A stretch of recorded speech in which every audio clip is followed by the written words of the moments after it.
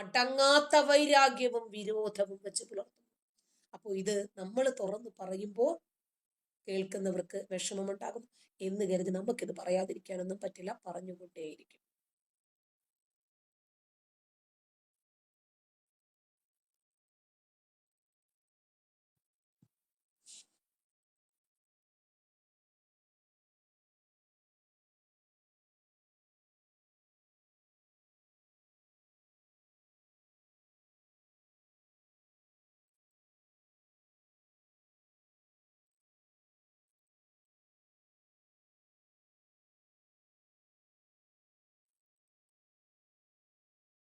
ഇവിടെ ഉണ്ടോ?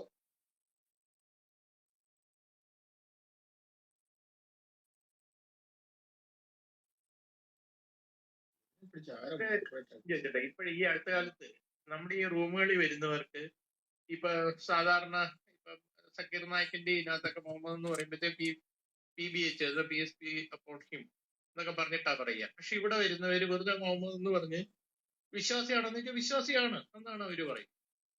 അതൊരു ഒരു എന്തോ ഒരു വ്യത്യാസം കാണുന്നില്ല. ഇന്നിപ്പോ രണ്ടുപേര് വന്നവര്, ഇന്ന് രാവിലെ വന്ന ഒരാളും ഇന്നിപ്പോ ഈ കുറച്ചു മുമ്പ് ടീച്ചർ വരുന്നതിന് മുമ്പ് കുറച്ചു മുമ്പ് വന്ന ഒരാളും പറയുന്നു മുഹമ്മദ് എന്ന്. വെറുതെ പറയുക.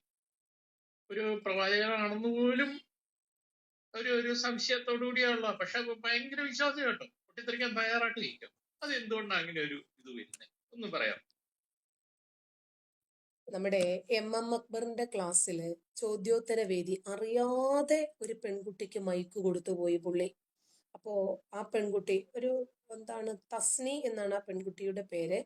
ആ പെൺകുട്ടി ഡിഗ്രി ഫസ്റ്റ് ഇയറിന് പഠിക്കുന്ന കുട്ടിയാണ്. ഏതോ കോളേജിന്റെ പേരൊക്കെ പറഞ്ഞിട്ടാണ്. ആ കുട്ടി ചോദിക്കുവാണ്, 6 വയസ്സുള്ള കുഞ്ഞിനെ പോലും വിവാഹം കഴിച്ച് ഭോഗിച്ച ഈ പ്രവാചകനെ ഞങ്ങൾ എങ്ങനെയാണ് മാതൃകയാക്കുന്നത്?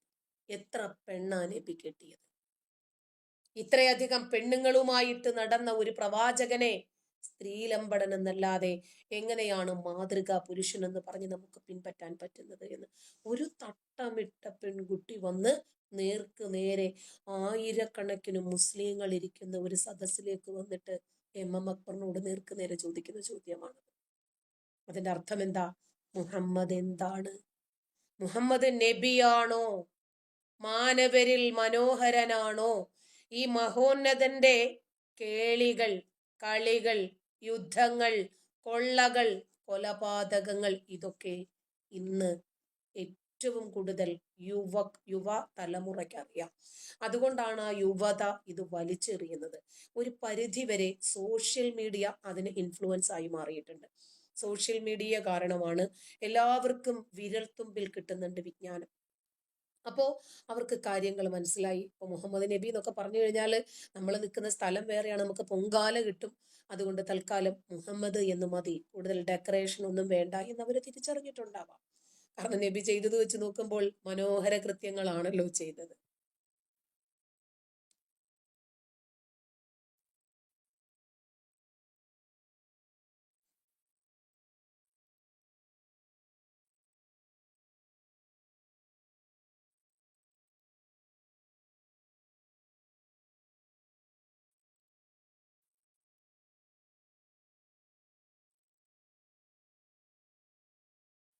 ഇനി ആരുമായിട്ടാണ് ഡിബേറ്റ് ഒക്കെ ഏറ്റെടുക്കുന്നത്?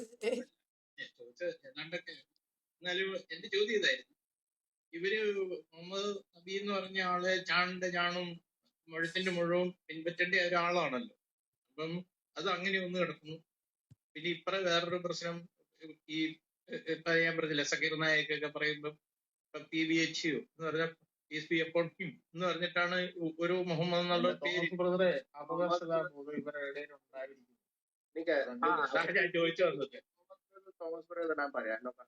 അത് ഇപ്പം ബേസിക്കലി ഇവിടെ വന്നിവരെ അവരെന്നാ ബേസിക്കലി അവർക്കറിയാം ഇവിടെ വരുന്ന സ്ഥലം വേറെയാണ്.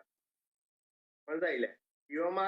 യുവമാരുടെ റൂമിൽ പോയി നോക്കിക്കോ, ഇവരെ ഇല്ല സല്ലാല അലവലാദീനെ തന്നെ തന്നെയാണ് അവർ പറയുന്നത്. എനിക്ക് എന്നാണ് ശരിക്കും മനസ്സിലാക്കാൻ, എനിക്ക് അറബി എഴുതാൻ മേലാത്തോണ്ട് എനിക്കറിയാൻ മേല. പക്ഷെ ഞാൻ കേട്ടത് അങ്ങനെ ഏതാണ്ടൊക്കെയാണ്. അന്നേരം അങ്ങനെയൊക്കെ തന്നെ വെച്ചാണ് അവരുടെ റൂമിൽ ഇടുക. അത് ഇവർ മാത്രല്ല, പറഞ്ഞത് എന്തെന്നറിയാമോ, ഈ പ്രവാചകന്റെ ജീവിതം എന്താണ് എന്ന് ഇന്ന് തുറന്ന പുസ്തകം പോലെ എല്ലാവർക്കും അറിയാം. അപ്പൊ അതുകൊണ്ട് അയ്യോ, നബി മാനവരിൽ മനോഹരനാണ്, നബി കാരുണ്യത്തിന്റെ തിരുദൂതനാണ്, നബി സ്നേഹസമ്പന്നനാണ്, ആ പ്രവാചകൻ ചവിട്ടിയ മണ്ണിലൊന്ന് കാലൊന്ന് കമിഴ്ത്തി ചവിട്ടാൻ കൊതിയാണ്, ആ കഅബാലയം ഒന്ന് കാണിക്കണേ അല്ല, ആ മക്കയിലെ ഒരു മണൽത്തരിയാകാനെങ്കിലും ഒരു ആഗ്രഹം കിട്ടണേ അല്ല എന്നൊക്കെ പണ്ട് കാലത്ത് ഇവര് പറഞ്ഞിരുന്നെങ്കിലും ഇന്ന് ആളുകൾക്ക് വളരെ നന്നായിട്ട് മനസ്സിലായി. കാരണം പ്രധാനപ്പെട്ടത്, നമ്മൾ ഒരു വിമർശനം ഉന്നയിക്കുമ്പോൾ ഈ വിമർശനങ്ങൾക്ക് ഇവർക്ക് മറുപടികളില്ല. പ്രവാചകൻ കള്ളുകുടിയനാണ് എന്നതാ ജാമിദ ടീച്ചർ പറയുന്നു, ശരിയാണോ? എം അക്ബറിന്റെ വീഡിയോയിലേക്ക് അവർ വരുന്നത്, അതെ നബി കള്ളു കുടിച്ചിട്ടുണ്ട്, ശരിയാണ്. പ്രവാചകൻ പെണ്ണുപിടിയനാണോ? അതേതാ നൗഷാദ് ഹസനി പറയുന്നുണ്ട്, ശരിയാണ്, പ്രവാചകൻ പെണ്ണുപിടിയനാണ്. 6 വയസ്സുകാരിയെ പ്രവാചകൻ വിവാഹം കഴിച്ചിട്ടുണ്ടോ? അതേ, മുള്ളൂർക്കര മുഹമ്മദ് അലി സക്കാഫി പറയുന്നുണ്ട്, കളിപ്പാട്ടവുമായിട്ട് നടക്കുന്ന കൊച്ചിനെയാണ് കെട്ടിയതെന്ന്. പ്രവാചകന്റെ വ്യഭിചാരം ലൈവായി കണ്ടുകൊണ്ട് ഹഫ്സ വന്നു. അതേതാ റഫീഖ് സലഫി പറയുന്നുണ്ട്, ശരിയാണ്. ഹാരിസ് മദനി പറയുന്നുണ്ട്, ശരിയാണ്. ഭാര്യ ഇരിക്കെ തന്നെ മറ്റൊരു സ്ത്രീയുമായിട്ട് അവിഹിതം, അവരുടെ ബെഡിൽ അവരുടെ വീട്ടിൽ തന്നെ ചെയ്തു. അതെ, ഹാരിസ് മദനിയൊക്കെ വെടിപ്പായിട്ട് പറയുന്നുണ്ട്, ശരിയാണ്. അപ്പോ നമ്മൾ പറയുന്നത് ശരിയാണ് എന്ന് ഇവർക്ക് ബോധ്യം. അപ്പൊ ഇവർക്ക് മുഹമ്മദ് നബി, അയ്യോ, അവർക്ക് തന്നെ തോന്നി, ഒരു ഗിൽറ്റി ഫീലിംഗ് ഉണ്ടല്ലോ, ഞാൻ ചെയ്യുന്നത് തെറ്റാണോ ശരിയാണോ എന്നറിയാത്ത ഒരു രീതി. അപ്പൊ കേരളത്തില് അറബ് സംസ്കാരം എപ്പോഴാണ് വന്നത് എന്ന് ഇന്നത്തെ യുവതലമുറയ്ക്ക് അറിയാം. ഭക്ഷണത്തിലും വസ്ത്രത്തിലും എല്ലാ മേഖലകളിലും സ്ഥാപനങ്ങളിലൊക്കെ അറബ് സംസ്കാരം പിന്തുടരുന്നു. പരസ്പരം കാണുമ്പോൾ അസ്സലാമു അലൈക്കും. ഇന്ന് യുവതലമുറയിലെ മുസ്ലിം കുട്ടികളിൽ എത്ര പേര് പരസ്പരം കാണുമ്പോൾ അസ്സലാമു അലൈക്കും പറയാറുണ്ട്? ഇല്ല. കോളേജ് തലങ്ങളായിരുന്നാലും ശരി, മുസ്ലിം യുവാക്കൾ പരസ്പരം കാണുമ്പോൾ ആ ഡാ ചങ്കേ, ഡാ മുത്തേ, ഡാ പൊന്നെ എന്നൊക്കെ ഇവര് പരസ്പരം വിളിക്കുന്നത്. അപ്പൊ എനിക്കും ഉണ്ടല്ലോ കലാലയങ്ങളിലുള്ള 4 മക്കൾ, എനിക്കും പഠിക്കുന്നുണ്ട്. അപ്പോ കേരളത്തിൽ നിന്ന് ഉള്ള ആളുകൾ തികച്ചും വ്യത്യസ്തരാണ്. കാരണം അവർക്ക് കാര്യങ്ങൾ പെട്ടെന്ന് മനസ്സിലാകും. മലയാളി പൊളിയാണെന്ന് പറയാറുണ്ടല്ലോ, ഇവർക്ക് തട്ടം വേണം. അറബി ഭാഷ, വിദേശ ഭാഷ പരസ്പരം സംസാരിച്ചു തുടങ്ങുമ്പോൾ അസ്സലാമു അലൈക്കും പറയണം. വെള്ളിയാഴ്ച പള്ളിയിൽ പോകണം, മറ്റു കുട്ടികൾക്ക് കോളേജുകളിൽ നമസ്കരിക്കും. ഇതൊന്നും ഇവരുടെ ആവശ്യങ്ങളല്ല. ഇതിന്റെയൊക്കെ പിന്നിൽ ആസൂത്രിതമായിട്ടുള്ള ഒരു മികവ് നടക്കുന്നുണ്ട്. അങ്ങനെ ഒരു മസ്തിഷ്ക പ്രക്ഷാളനം പോലെ ഈ കുട്ടികളെ ബ്രെയിൻ വാഷിന് വിധേയരാക്കി, നിങ്ങൾ നിസ്കരിച്ചിട്ടില്ലെങ്കിലും വേണ്ട, നിങ്ങൾ നിസ്കരിക്കാൻ അവിടെ പോയിട്ട് സ്ഥലം ചോദിച്ച് ബഹളം ഉണ്ടാക്കിക്കോ. അപ്പോൾ ഒരു ദിവസം ആരാധനയ്ക്ക് വേണ്ടി കേരളത്തിലെ എല്ലാ വിദ്യാഭ്യാസ സ്ഥാപനങ്ങളും നിങ്ങൾക്ക് വേണ്ടി റൂം തുറക്കുന്ന ഒരു ദിവസം വരും. ഇപ്പൊ സെന്റ് റീതാസ് പബ്ലിക് സ്കൂളൊന്നും ഹിജാബ് വേണ്ട, നിർമ്മല കോളേജ് അനുവദിച്ചില്ല, വേണ്ട, പക്ഷേ നിങ്ങളിത് ശബ്ദിച്ചുകൊണ്ടേയിരിക്കണം. പക്ഷെ മറ്റു കുട്ടികൾ വരുന്നത് പഠിക്കാനാണ്. അവർക്ക് അവരുടെ മതമര്യാദകളൊന്നും വേണ്ട. ഏതെങ്കിലും ഒരു ഇസ്ലാമിക സ്കൂളിൽ പഠിക്കുന്ന ഒരു ഹിന്ദു കുട്ടി പറയാണ്, എനിക്ക് എന്റെ പുസ്തകങ്ങൾ പൂജ വയ്ക്കണം, TC എഴുതി കൈ കൊടുത്തിട്ട് അതിന് പറ്റിയ സ്കൂളുകൾ വേറെ ഉണ്ട്, അവിടെ പോകച്ചെന്നല്ലേ പറയുള്ളൂ. അപ്പൊ ഇവര് വിചാരിക്കുന്നത്, നമുക്ക് ഈ മതം ഇന്നല്ലെങ്കിൽ നാളെ ഖലീഫ കുപ്പായം തയ്ച്ചു വെച്ചിരിക്കുന്ന മുസ്ലിം ഭീകരന്മാര് വിചാരിക്കുന്നത് നമുക്ക് ഇസ്ലാമിക രാജ്യമാക്കി മാറ്റാൻ പറ്റും. പക്ഷേ ഇത് ഭൂരിപക്ഷം കാഫിറുകളുള്ള രാജ്യമാണ് എന്ന് പലപ്പോഴും അവർക്ക് മനസ്സിലാക്കാൻ പറ്റുന്നില്ല. എന്നിരുന്നാലും കേരളത്തിൽ വിദ്യാഭ്യാസ രംഗം, ആരോഗ്യ രംഗമൊക്കെ ഇവര് കൈയടക്കി കഴിഞ്ഞു. അതുപോലെ ഭൂമി, ഏറ്റവും കൂടുതൽ ബിസിനസ് ഇതൊക്കെ ഇവരുടെ കയ്യിലാ. പിന്നെ ഫറൂഖ് കോളേജില് ഒരു ക്യാമ്പസില് വലിയ ഒരു പള്ളിയുണ്ട്, നിങ്ങൾക്ക് അറിയാമോ എന്ന് എനിക്കറിയില്ല. അവിടെ SFIയും DYFIയും ഒക്കെ മൗനം അവലംബിച്ചിരിക്കുന്നത് നമ്മൾ കാണുകയാണ്. തിരിച്ചിതുപോലെ ഹിന്ദുക്കൾക്ക് ഒരു വിളക്ക് കൊളുത്താൻ ക്രിസ്ത്യാനികൾക്ക് സൺഡേ സ്കൂൾ പറ്റുമോ? ഇവര് സമ്മതിക്കുവോ? അപ്പൊ കേരളത്തിലെ മുസ്ലിങ്ങൾക്ക് പഠിക്കാൻ മാത്രമല്ല, ഇസ്ലാമിക കലണ്ടർ അനുസരിച്ച് പ്രവർത്തിക്കുന്ന സർക്കാർ മുസ്ലിം സ്കൂളുകൾ കൂടി ഉണ്ട്. മുസ്ലിം ലീഗിന്റെ മന്ത്രി CH മുഹമ്മദ് കോയ എയ്ഡഡ് സ്കൂളാണോ, സ്വകാര്യ സ്കൂളോ, സർക്കാർ സ്കൂൾ, ഒന്നും അറിയണ്ട, സ്കൂളുകളൊക്കെ വെള്ളിയാഴ്ച ദിവസം സ്പെഷ്യൽ പ്രയറിന് വേണ്ടിയിട്ട് സമയം ദീർഘിച്ചു. 2 മണിവരെ നമസ്കാര സമയം. അപ്പൊ ഞായറാഴ്ച അവധി, ഏപ്രിൽ പരീക്ഷ, മെയ് മാസത്തിൽ അവധി, റമദാൻ എപ്പോഴാണ് വരുന്നത് ആ ഒരു മാസം അവധി. ഇതൊക്കെ നമ്മൾ കാണേണ്ടി വരും. ഭൂരിപക്ഷം കുട്ടികളും 1ാം ഭാഷയായിട്ട് മലയാളത്തിന് പകരം പഠിക്കുന്ന ഭാഷ ഏതാ? അറബിയ. 50 വർഷങ്ങൾക്ക് മുമ്പ് തന്നെ മതത്തിന്റെ സ്വാധീനം സർക്കാരിൽ വന്നു കഴിഞ്ഞു. ഒരു മതത്തിനു വേണ്ടി മാത്രം കലണ്ടർ ഉണ്ടാക്കുന്നു, അതും പ്രൈമറി സ്കൂൾ മുതൽ. 6 വയസ്സ് മുതൽ കുട്ടികളിൽ മതത്തിന്റെ പേരിൽ ഭിന്നത തുടങ്ങി, വേർതിരിവ് തുടങ്ങി. അത്തരം സ്കൂളുകൾ സർക്കാർ നടത്തുന്ന സർക്കാർ സ്കൂളുകളൊക്കെ പിടിച്ചെടുത്ത് മാപ്പിള സ്കൂൾ എന്നൊക്കെ അറിയപ്പെടുന്നില്ലേ? അപ്പോ കേരളം മതേതരമാണ് എന്ന് നമുക്ക് നെഞ്ചിൽ കൈവച്ചുകൊണ്ട് പറയാൻ പറ്റില്ല. ഇത് നുണയാണ്. അൽ മതേതരമാണ്, അതല്ലെങ്കിൽ ഇസ്ലാം മത അധിഷ്ഠിതമാണെന്ന് പറയേണ്ടി വരും. വർഗീയവൽക്കരിക്കപ്പെട്ട ഒരു സമൂഹമാണ് കേരളത്തിലുള്ളത്.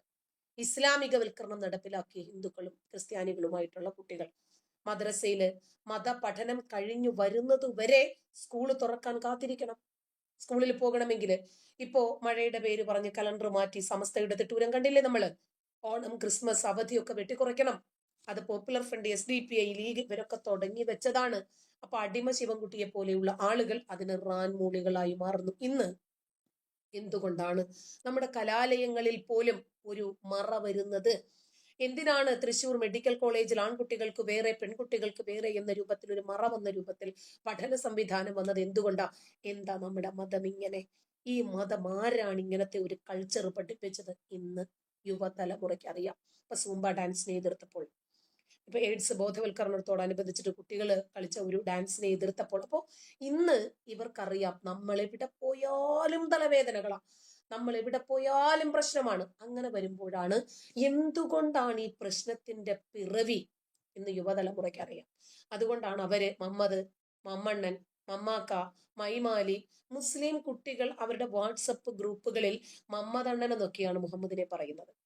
പിന്നെ ഇത് ഇത്രയും മുതുകാലന്മാര് മുഹമ്മദ് എന്ന് പറയുന്നതിൽ വലിയ അത്ഭുതമൊന്നുമില്ല. അവർക്ക് മനസ്സിലായി ഇയാള് മാനവരിൽ മഹാമ്ലേച്ഛനാണെന്നും ഇത് കാരണമാണ് ഈ ലോകത്ത് നടക്കുന്ന സകലമാന കൊള്ളകളും കൊലകളും വർഗീയ കലാപങ്ങളും ഒക്കെ നടക്കുന്നത് ഈ ഗ്രന്ഥം കാരണമാണ് എന്ന് 1985 ഡൽഹിയിലെ മെട്രോപൊളിറ്റൻ കോടതിയിലെ വിധി അറിയുന്നവർക്കറിയാം. ZS ലോഹത്ത് അന്ന് വിധിച്ചതാണ്. ലോകത്തുണ്ടാകുന്ന സകലമാന കലാപങ്ങൾക്കും യുദ്ധങ്ങൾക്കും കൊള്ളകൾക്കും കൊലപാതകങ്ങൾക്കും കാരണം ഈ പുസ്തകമാണ്. ഈ ഗ്രന്ഥം എങ്ങനെയാണ് മാനവിക ഗ്രന്ഥമാകുന്നതെന്നാ ചോദിച്ചത്. അപ്പോൾ ഇന്ന് സോഷ്യൽ മീഡിയയിൽ ഒരുപാട് കാര്യങ്ങൾ ഇവർക്ക് അറിയാൻ പറ്റും. പ്രത്യേകിച്ച് ChatGPTയും ജെമിനിയും ഒക്കെ ഉപയോഗിക്കുന്ന കുട്ടികൾക്ക് വളരെ ഈസി ആയിട്ട് എന്താണ് ഇസ്ലാം എന്ന് മനസ്സിലാക്കുന്നത് കൊണ്ടാണ് അത്രയൊക്കെ ബഹുമാനം മതി പുള്ളിക്ക് അവരങ്ങോട്ട് മനസ്സിലാക്കിയത്.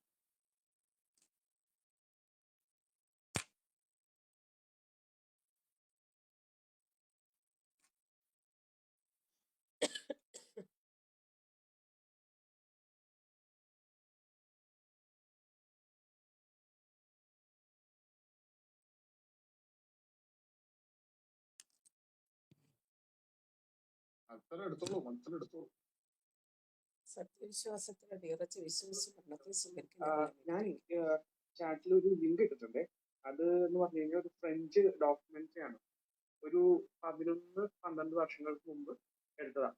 നിങ്ങൾ ആ ഡോക്യുമെന്ററി എടുത്തിട്ട് അത് സിൻജാർ പ്രൊവിൻസ്, നോർത്തേൺ ഇറാഖിലെ സിൻജാർ പ്രൊവിൻസിലെ യസീദികൾ ഇസ്ലാമിക് സ്റ്റേറ്റിനെതിരെ യുദ്ധം ചെയ്തതിന്റെ ഒരു ഡോക്യുമെന്ററി ആണത്. ഓക്കെ, അതിനകത്ത് നിങ്ങൾ അടുക്കുവാണെങ്കിൽ 4.5 മിനിറ്റ് തുടങ്ങി 5.5 മിനിറ്റ് വരെ ഒരു വീഡിയോ മാത്രം കണ്ടാൽ മതി. അതിനകത്ത് യസീദി ഒരു ക്ലാൻ ലീഡർ പറയുന്നതാണ് അവർക്ക് എന്താ സംഭവിച്ചത്. ശരിക്കും ഞെട്ടിപ്പോയത് കണ്ടപ്പോൾ. അല്ല, അതിനകത്ത് പറയുവാണ് മുസ്ലിംസ് ആയിരക്കണക്കിന് ആളുകൾ വെച്ച് ഇവരെ കൊന്നു. ഓക്കെ, മൃഗങ്ങളോട് പോലും ചെയ്യാത്ത ക്രൂരതയാണ് അവരോട് ചെയ്തത്. അവരുടെ കുഞ്ഞുങ്ങളെയും പെണ്ണുങ്ങളെയും അവർ തട്ടിക്കൊണ്ടുപോയി. പിന്നെ അയാൾ പറഞ്ഞ ഒരൊറ്റ വേർഡാണത്, അത് ഭയങ്കര നമ്മളെ ഹിറ്റ് ചെയ്യുന്നതാണ്.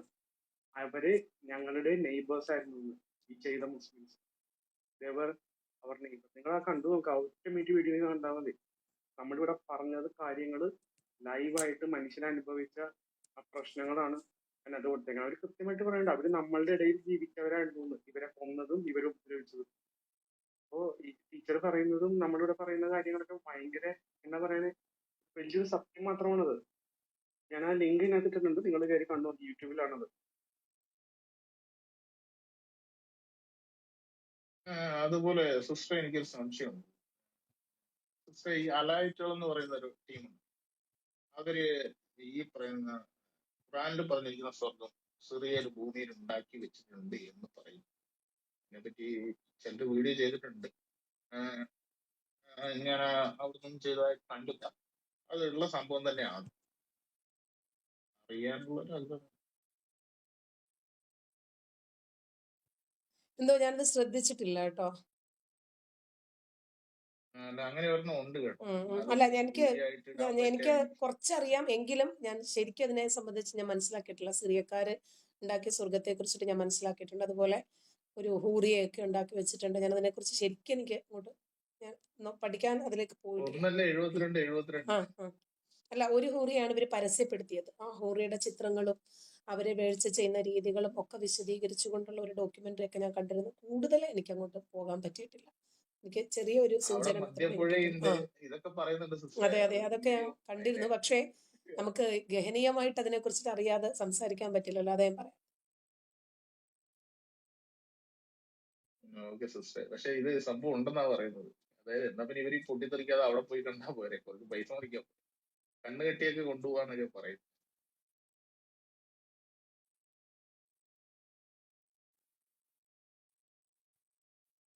ചോദിച്ചതിന് കണക്ട് ചെയ്ത് തന്നെ ചോദിക്കാം. ഇവരിപ്പം എന്തുകൊണ്ട് ഈ മുഹമ്മദ് എന്ന് പറഞ്ഞു വരിക? ഇപ്പം പണ്ട് പീസ് ബി അപ്പോൺ ഹിം എന്നൊന്നും പറയാതെ, ഇപ്പം അലവലാതി സൽഫും എന്നൊക്കെ പറയാതെ ഇവര് ഈ മുഹമ്മദ് എന്ന് ഒറ്റയ്ക്ക് പറയുന്നത് ഒരു രാഷ്ട്രീയ രീതിയിലോട്ട് ഇത് വരുവാണോ? ഒരു രാഷ്ട്രം നിർമ്മിക്കുക, ഒരു വിശ്വാസം മാറ്റിയിട്ട് ഇതെല്ലാം പിടിച്ചെടുക്കുക എന്ന് പറഞ്ഞാൽ നമ്മുടെ ഒരു ഇപ്പൊ നമ്മുടെ ഇപ്പൊ കേരളത്തിൽ ഇലക്ഷൻ നടക്കുക, ഇപ്പൊ പിടിച്ചടക്കുക ഏത് രീതിയിൽ ഒരു സ്ഥലത്തെ പിടിച്ചടക്കുക, അതിന് വേണ്ടിയിട്ട് എന്ത് വൃത്തികേട് കാണിക്കുന്നതിനെ നേതാവാക്കാം, കൈക്കൂലി മേടിച്ചാലും കുഴപ്പമില്ല, നമുക്കൊരു നേതാവിനെ മതി. ആ ഒരു ചിന്താഗതിയിലോട്ട് വന്നിട്ടുണ്ട്. ഇത് ലോകം മുഴുവനും ഇത് പിടിച്ചടക്കി ഇത് നമുക്ക് എന്തോ ചെയ്യണം, ആ ഒരു വിശ്വാസത്തിൽ. തോമസ് ബ്രദറെ, ഈ അലവലാതി ഇതൊന്നും പറയണ്ട. ആരിഫ് ഹുസൈൻ പറയും പോലെ അസലായി അലക്കുന്നത്. അസലായി അലക്കമല്ല, അത് വേറെ. ഇത് അലവലാതി അല്ലെങ്കിൽ സല്ലം എന്നുണ്ട്. സല്ലല്ലാഹു അലവലാദി എന്ന് പറയുന്ന അലവലാതി അലവയ്യ സല്ലം എന്ന് പറയുന്നത് അത് എനിക്ക് അറിയത്തില്ല കേട്ടോ. അത് സോറി, അത് എനിക്കറിയാൻ മേലാഞ്ഞോണ്ടാണ്. അപ്പൊ ഞാൻ ചോദിക്കുന്നത്, അങ്ങനെ ഒരാളെ ഒരു പ്രൊജക്ട് ചെയ്ത് കൊണ്ടുവന്നിട്ട് ഒരു നേതാവാക്കി കൊണ്ടുവരിക. അപ്പൊ അയാള് ഇപ്പൊ നമ്മുടെ ഇവിടെ നമ്മുടെ ഇന്ത്യയിലോ ഇല്ല ലോകം മുഴുവനുള്ള നേതാക്കന്മാരെ എല്ലാം അവര് പെർഫെക്റ്റ് ആയിരിക്കണമെന്ന് നിർബന്ധമൊന്നുമില്ല.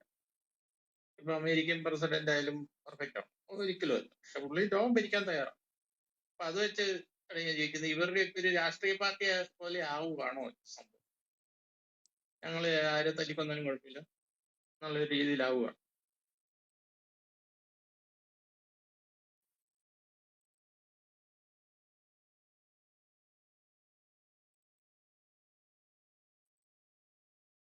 നോക്ക, യഥാർത്ഥ ഇസ്ലാം ഇവർ മെജോറിറ്റി ആയി കഴിയുമ്പോഴുള്ളൂ യഥാർത്ഥ ഇസ്ലാം കൊടുക്കത്തുള്ളൂ. അതുവരെ ഉള്ള ഇസ്ലാമാണ്. ഞാൻ ഇവിടെ കമന്റ് ഒരു ഷോർട്ട് വീഡിയോ ഇട്ടിട്ടുണ്ട്, അത് കണ്ടാൽ മതി. അതുവരെ ഇതുപോലത്തെ ഇസ്ലാം അവർക്ക് കുഴപ്പമില്ല, മുസ്ലിം ആയിരുന്നാ മതി. അവർ അമേരിക്കയിൽ ഈ കറുത്തവർഗക്കാരെ എന്താ ആദിമം മുഹമ്മദ് കറുത്തവനാണു, കറുത്തവർഗക്കാരുടെ മതമാണ് ഇസ്ലാം അങ്ങനെയായിട്ടൊക്കെ പറഞ്ഞ് പിന്നെ ഇസ്ലാമിന്റെ യഥാർത്ഥ ഇസ്ലാം അല്ലാന്നോ അവരെ പഠിപ്പിച്ചത്. പക്ഷെ അവരുടെ അടുത്ത തലമുറ വന്നപ്പോ അല്ല നല്ല പറയത്തില്ല യഥാർത്ഥ ഇസ്ലാം ആക്കി പഠിപ്പിച്ചു കൊടുത്തു. അതുപോലെ തന്നെയാണ് ഇത്. ഞാനിവിടെ കമന്റിന്റെ ആ വീഡിയോ കണ്ടാൽ മതി. നമുക്കൊരു ഗസ്റ്റ് വന്നിട്ടുണ്ട്, ഒരു അബ്ദുൽ റഷീദ് താഴെ വന്നിരിക്കുന്നുണ്ട്. അദ്ദേഹത്തിന് എന്തെങ്കിലും പറയാൻ? പിന്നെ ഇദ്ദേഹം പറഞ്ഞില്ലേ ആ യസീദികൾ പറഞ്ഞത്, അതിനെ സംബന്ധിച്ച് മുമ്പ് ഞാനൊരു 4 വർഷങ്ങൾക്ക് മുമ്പ് ഒരു വീഡിയോ ചെയ്തിട്ടുണ്ടായിരുന്നു. ഒരു യസീദി പെൺകുട്ടി ഇത് ഇവരിൽ നിന്ന് രക്ഷപ്പെട്ട് ഒരു ഓസ്ട്രേലിയയിലെ ഒരു എന്താണ് റെഫ്യൂജി ക്യാമ്പിൽ എത്തുവാണ്. അപ്പോ ഈ പെൺകുട്ടി അവരോട് പറയാണ്, ജീവിതത്തിൽ എന്തെങ്കിലും നിനക്ക് ആഗ്രഹമുണ്ടോ എന്ന് ചോദിച്ചപ്പോൾ പെൺകുട്ടി 3-4 ദിവസം വരെ സംസാരിച്ചിട്ടേ ഇല്ല. അത് വല്ലാത്ത ട്രോമയിലായിരുന്നു. അത് സംസാരിച്ചു തുടങ്ങിയപ്പോൾ പറയാണ്, എനിക്കൊരാളെ ഒന്ന് കാണാനുണ്ട്. ആരെയാണ്? ജയിലിലാണ് അയാളിപ്പോ, ഒരു വയസ്സനാണ്, എനിക്ക് അയാളെ കാണണം എന്ന് പറഞ്ഞു. അപ്പൊ അയാളെ കണ്ടു കഴിഞ്ഞപ്പോൾ ഓസ്ട്രേലിയയിലെ ക്യാമ്പിൽ അവരോട് ചോദിക്കാണ്, ഞാൻ ഇയാളുടെ മുഖത്തൊന്ന് അടിച്ചോട്ടെ എന്ന് ചോദിച്ചു. അടിച്ചോളാൻ പറഞ്ഞു. ഈ കുട്ടിക്ക് 16 വയസ്സേ ഉള്ളൂ. അപ്പൊ ഈ പെൺകുട്ടി കൈ വീശി അടിച്ചു. എന്നിട്ട് അയാളോട് ചോദിച്ചു, നിനക്കിപ്പോഴെന്ത് കിട്ടി? എന്റെ കൺമുമ്പിൽ വെച്ചിട്ട് എന്റെ മാതാപിതാക്കളെ നീ കഴുത്തറുത്ത് കൊന്നില്ലേ? എന്റെ 6 വയസ്സുള്ള അനിയത്തിയുടെ മുകളിൽ നിന്ന് നീ ഇറങ്ങിയോ? നീ ആ പെൺകുട്ടിയെ ബലാത്കാരം ചെയ്ത് എന്റെ കൺമുമ്പിലിട്ട് കൊന്നില്ലേ? നിന്നോട് ഞാൻ കരഞ്ഞ് യാചിച്ചില്ലേ? നിനക്കും നിന്റെ മോളായിട്ട് എന്നെ വിചാരിച്ചൂടെ? നിനക്കും ഈ പ്രായത്തിൽ ഒരു മോളുണ്ടെങ്കിൽ നീ എന്നോട് ഇങ്ങനെ ചെയ്യുമോ? നീ മോളായിട്ടെങ്കിലും സങ്കല്പിച്ചിട്ട് എന്നെ നിനക്കൊന്ന് വെറുതെ വിട്ടൂടെ എന്ന് നിന്നോട് ഞാൻ കരഞ്ഞ് യാചിച്ചില്ലേ എന്ന് ചോദിക്കുന്നുണ്ട്. അതും ആ സിഞ്ചാർ പ്രവിശ്യയിൽ നിന്ന് തന്നെ ഈ പെൺകുട്ടി എങ്ങനെയോ രക്ഷപ്പെട്ടു വരുന്നത്. അപ്പോ ഇവരുടെ ക്രൂരതകൾ എത്രമാത്രമാണെന്ന് ആ യസീദി പെൺകുട്ടി ലോകത്തോട് വിളിച്ചു പറയുക. എനിക്ക് ഏറ്റവും കൂടുതൽ വ്യൂസ് ഉണ്ടായ ഒരു വീഡിയോ ആണ് അന്നത്. അതായത് ഈ ഹമാസ് എന്ന് പറയുന്ന തീവ്രവാദ സംഘടനയ്ക്ക് നമ്മുടെ നാട്ടിലെ ചില ആളുകൾ നൽകുന്ന വീരപരിവേഷമുണ്ട്, പോരാളികൾ. അപ്പൊ ഈ പോരാളികൾ ചെയ്യുന്നതൊന്നും ഇവരറിയാത്തത് കൊണ്ടല്ല.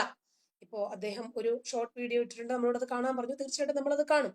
അപ്പോ പലസ്തീൻ ജനതയ്ക്ക് ഇത്രയും ദുരിതമുണ്ടാക്കി വെച്ചവര് എങ്ങനെയാണ് പോരാളികളാകുന്നത് എന്ന് ചിന്തിക്കാൻ ഇവർക്ക് പറ്റുന്നില്ല. ഇവരെ വാഴ്ത്തിപ്പാടുന്ന ആളുകൾ ഹമാസിനെ പലസ്തീൻ ജനതയ്ക്ക് പോലും വേണ്ട, ഗോ ബാക്ക് പറഞ്ഞുകൊണ്ടിരിക്കുകയാണ് അവര്. അപ്പോൾ ഇസ്രായേൽ ആക്രമണങ്ങളെ കുറിച്ച് ഇവർ ഘോരം പ്രസംഗിക്കുന്നു. ഹമാസിനെതിരെ പോരാടിയ പലസ്തീനിലുള്ള ജനങ്ങളെ ഇവരെന്തു പറയും? നെതന്യാഹുവിനെ വിളിക്കുന്നത് പോലെ പലസ്തീൻ ജനതയെ ഇവർ വിളിക്കുമോ നീചന്മാരെന്ന്? അപ്പൊ പലസ്തീൻ ജനതയോട് പോലും ക്രൂരത കാണിച്ച ഹമാസ് കേരളത്തിലെ കുറച്ചധികം ആളുകൾക്ക് പോരാളികളായി മാറുന്നത് സൂക്ഷിക്കണമെന്നാണ് ഞാൻ പറഞ്ഞു വരുന്നത്. അവരുടെ ഉള്ളിൽ കിടക്കുന്നതും ഇതേ അന്യമത വിരോധമാണ്.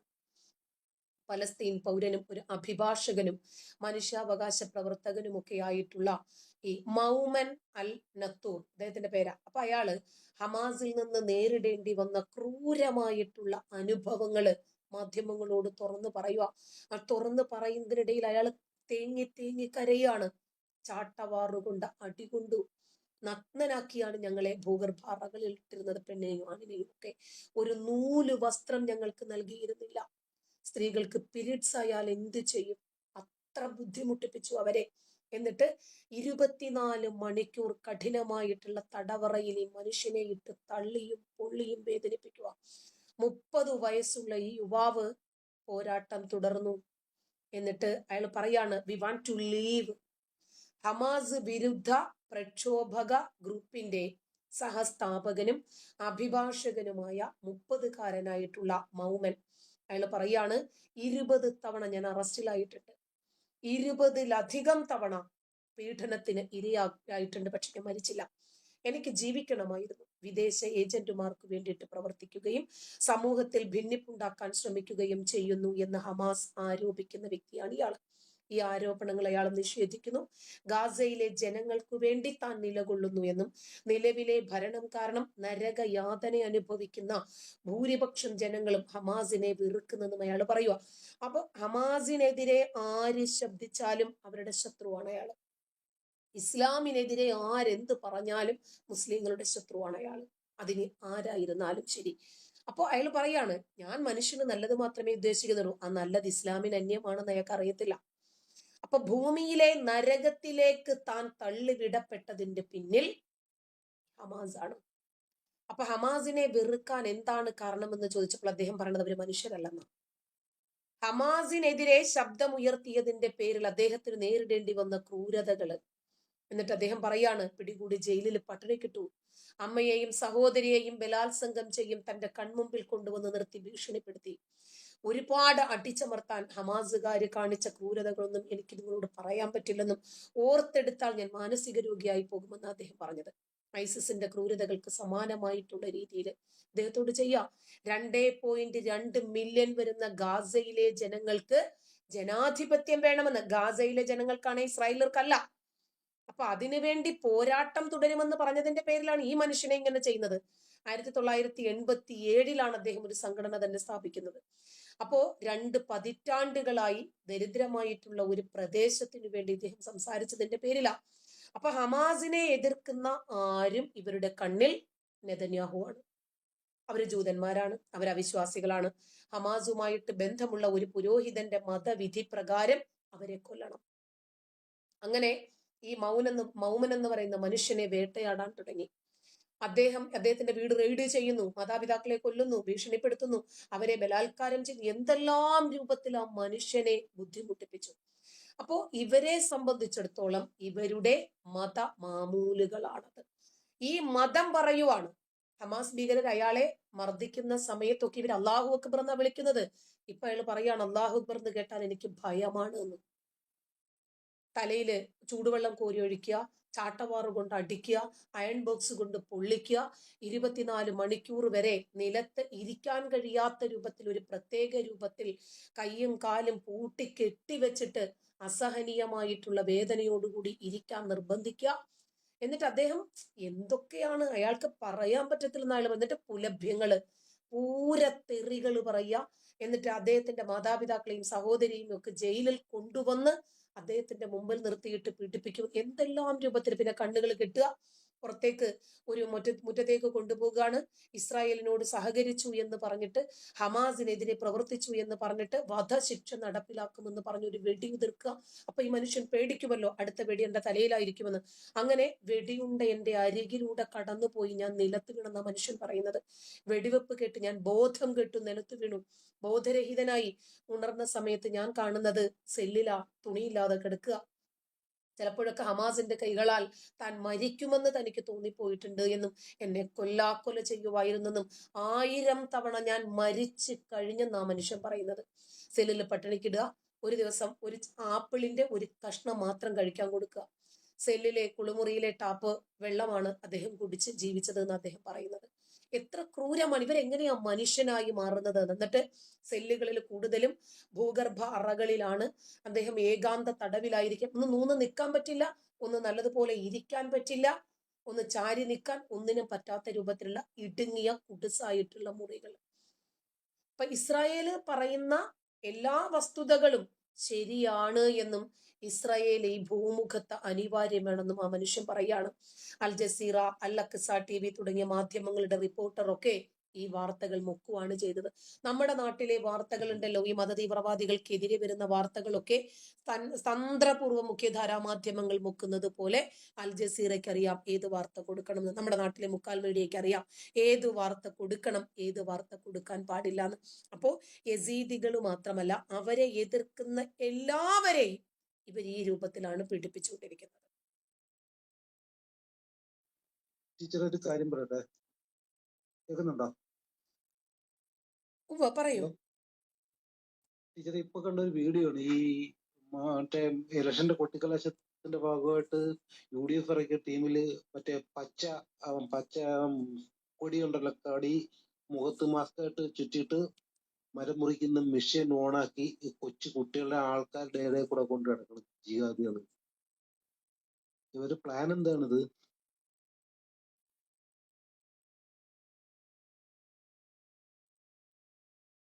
മുസ്ലിങ്ങൾക്ക് വേണ്ടിയിട്ട് ഭരണം പിടിക്കാൻ ഇറങ്ങിത്തിരിക്കുവല്ലേ. അതുകൊണ്ട് ഇവര് മാർക്കോ സിനിമയെ വെല്ലുന്ന രൂപത്തിൽ നമ്മൾ പറഞ്ഞതൊക്കെ സത്യമാണെന്ന് ഇവര് പ്രാവർത്തികമാക്കി തെളിയിക്കാൻ പോവുകയാണ്. എന്നിട്ട് നമ്മളുടെ സമ്മതിദാന അവകാശം വാങ്ങാൻ വേണ്ടിയിട്ട് വരുമ്പോൾ നമ്മൾ കറകളഞ്ഞ മതേതരൻ. നിങ്ങളെയൊക്കെ അങ്ങ് പൊക്കിയെടുത്ത് ഗോപുരത്തിൽ വെക്കാന്നാ പറയുന്നത്. UDFന്റെ പരിപാടിയിലാണ് ഇപ്പൊ ഇങ്ങനെ ചെയ്തിരിക്കുന്നത്,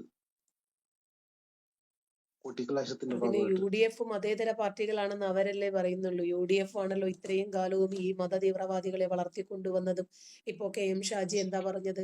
ഞങ്ങള് കഴിഞ്ഞു പോയ 9.5 കൊല്ലത്തെ ഭരണം മുസ്ലിങ്ങൾക്ക് വേണ്ടി തിരിച്ചു പിടിക്കുമെന്നല്ലേ പറഞ്ഞത്.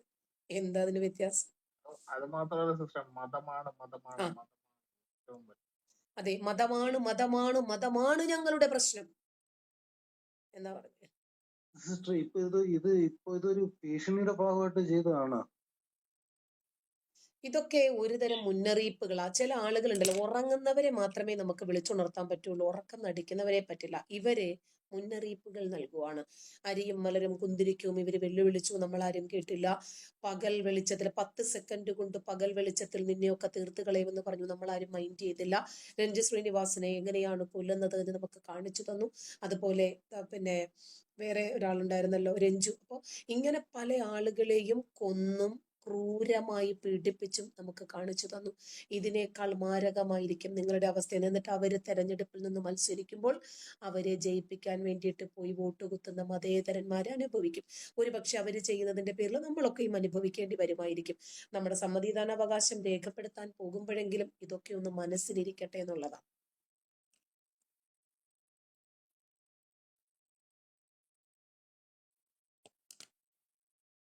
ടീച്ചർ പറഞ്ഞ കറക്റ്റ് ആണ്. ഇതെന്തായാലും ഒന്ന് മനസ്സിൽ വെക്കുക. അല്ലാതെ പാരമ്പര്യമായിട്ടുള്ള സ്ഥാനത്ത് മാത്രമേ കുത്തുള്ളൂ എന്നുള്ള രീതിയിലൊന്നും ആരും പോവാതിരിക്കുക.